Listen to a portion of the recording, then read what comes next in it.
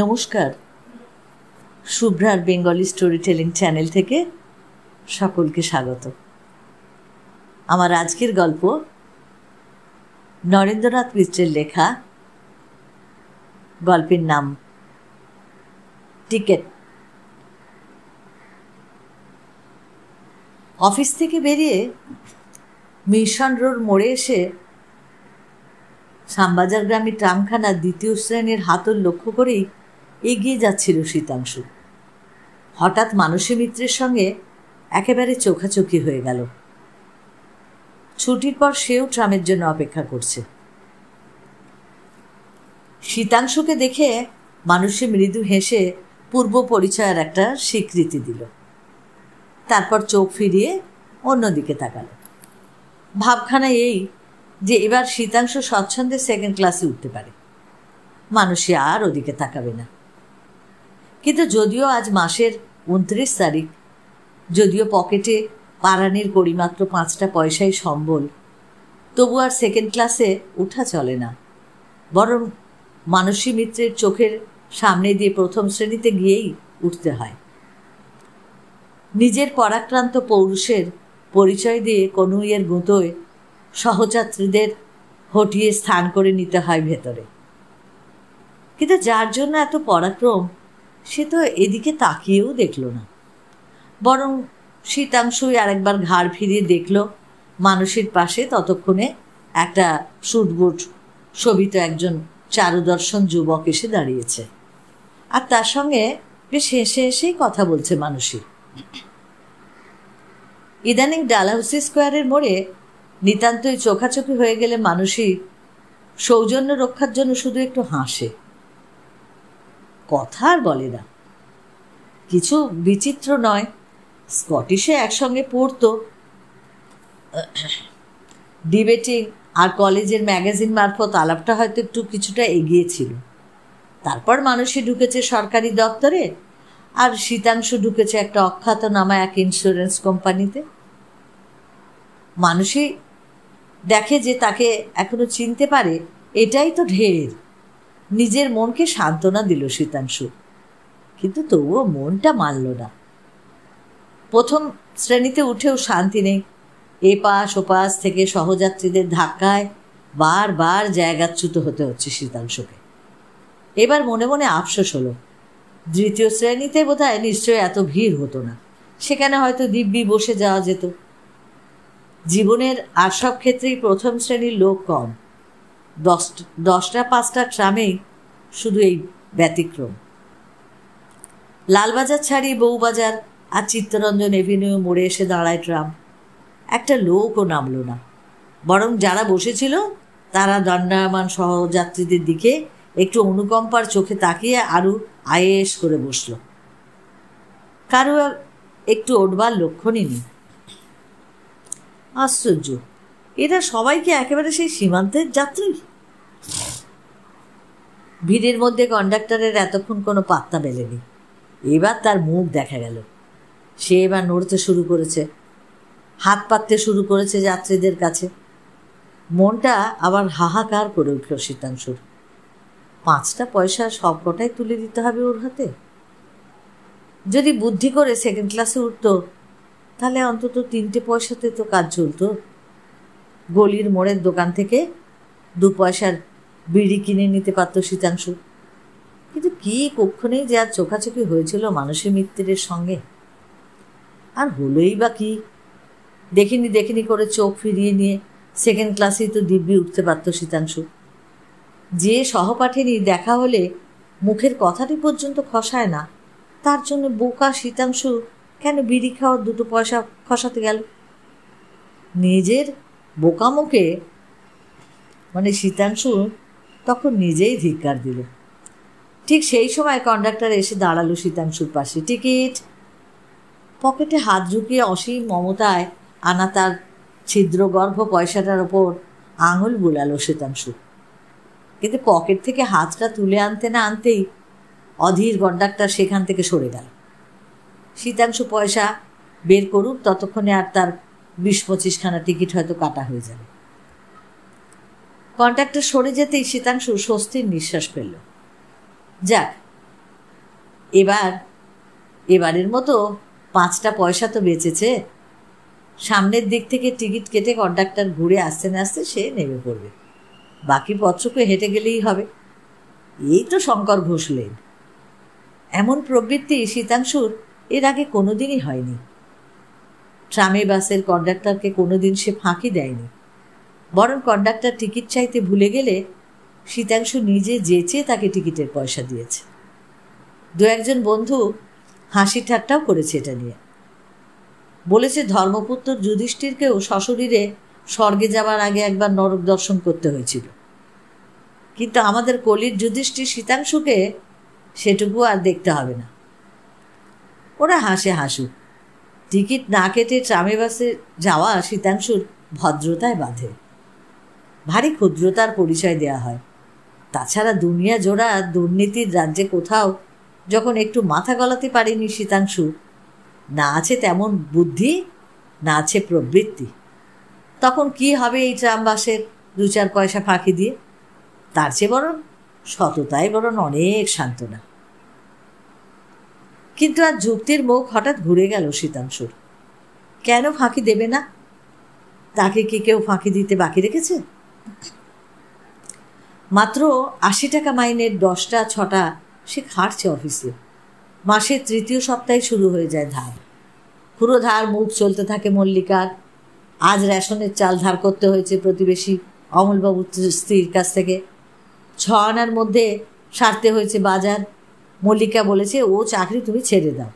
যে চাকরিতে পেটের ভাতের একটা সংস্থান হয় না, সে চাকরি করে লাভ কি? ছি, আজকাল অফিসের বেয়ারা খানসামারাও 80 টাকার থেকে বেশি মাইনে পায়।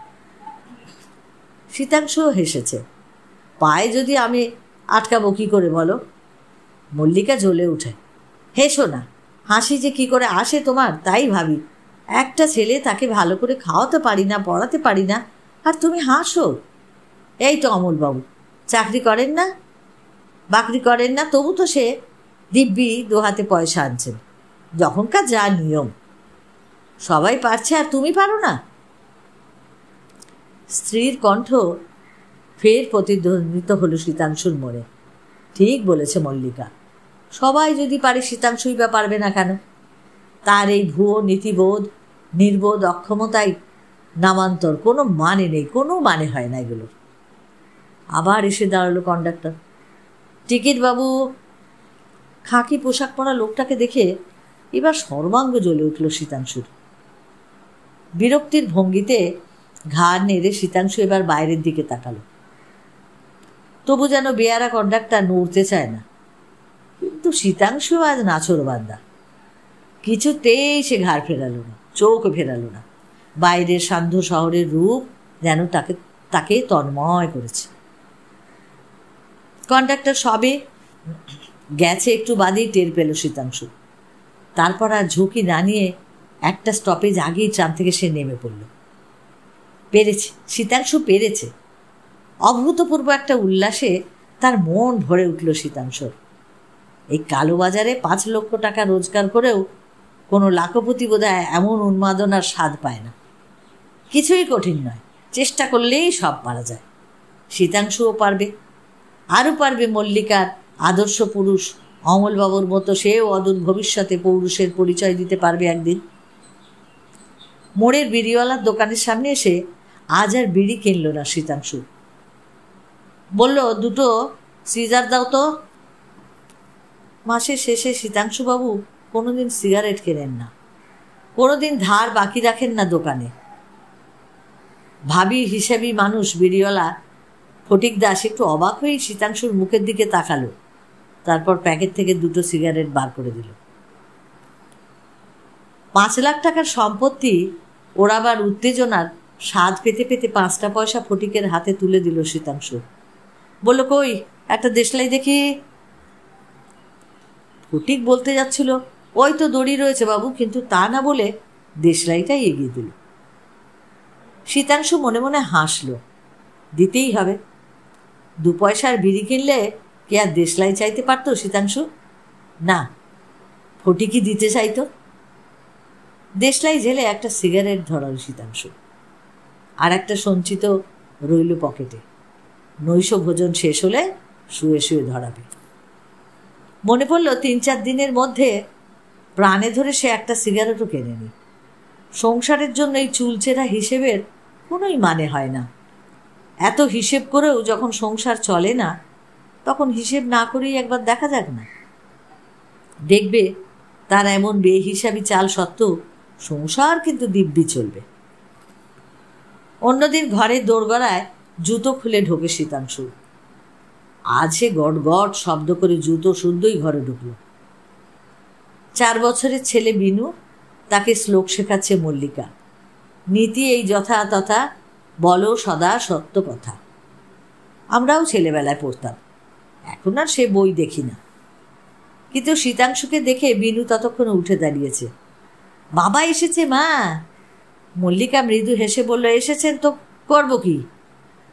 সন্ধ্যায় ফের স্নিগ্ধ হয়েছে মল্লিকার রূপ। ধোপা বুঝি কাপড় দিয়ে গেছে। 8 পৌড়ে হলেও খয়েরি পাড় সাদা খোলের মিলের শাড়িতে বেশ মানিয়েছে মল্লিকাকে। হয়তো ধোয়া শাড়ি পরেই মল্লিকার মন আজ প্রসন্ন হয়ে উঠেছে। সকালবেলায় থোপা থোপা করেই ওর মেজাজ প্রথম বিগড়েছিল। খোপাটা আট করে বাঁধা, সিঁথিতে কপালে সিঁদুরের চিহ্ন। সামান্য এই সান্ধ্য প্রসাধনে রূপ যেন বদলে গেছে মল্লিকার। স্বামীকে দেখে মাথার আঁচল টেনে দিতে দিতে মল্লিকা মৃদু হেসে বলল, ব্যাপার কি? হঠাৎ যে এত সিগারেটের ঘটা? এবার 29 তারিখে মাইনে পেলে নাকি? শীতাংশু বলল, কেন? মাইনে না পেলে বুঝি আর সিগারেট খেতে নেই? আশ্চর্য! এই ধমক সত্ত্বেও মল্লিকা রাগ করল না। আগের মতোই হেসে বলল, খেতে নেই আমি কি বলেছি? খাও না। তারপর একটু থেমে বলল, আজ সোনা কাকা এসেছিলেন। তোমার কত প্রশংসা যে আজকালকার দিনে তোমার মতো নাকি মানুষ দেখা যায় না। শীতাংশু জামার বোতাম খুলতে খুলতে গম্ভীরভাবে বলল, হ্যাঁ। বিনু এবার এগিয়ে এলো। আমার জন্য কি এনেছো বাবা? মল্লিকা সস্নেহে ধমক দিল, কি আবার আনবে রে দুষ্টু ছেলে? বিনু একবার মার মুখের দিকে তাকালো, আরেকবার বাবার মুখের দিকে। তারপর পরম বিজ্ঞের ভঙ্গিতে বলল, আজ বুঝি মাসের শেষ, এখনো মাইনে দেয়নি না? মল্লিকা বলল, ছেলে দেখেছ একেবারে পাকা। মাইনে পেয়ে প্রথম দিকে ছেলের জন্য লজেন্স, বিস্কুট কি কমলা লেবু কিছু না কিছু নিয়ে আসে শীতাংশু। শেষ দিকে আর আনা হয় না।